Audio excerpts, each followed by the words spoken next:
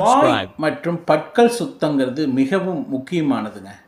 ஏன்னா இந்த பல்லில் வாயில் இருந்து உருவாகக்கூடிய பாக்டீரியா தான் நம்மளுடைய பிரெயினில் உருவாகக்கூடிய ஞாபக மறதி அல்லது அல்சீமர் டிசீஸ், அதாவது வயதானவங்களுக்கு வரக்கூடிய மறதி நோய்.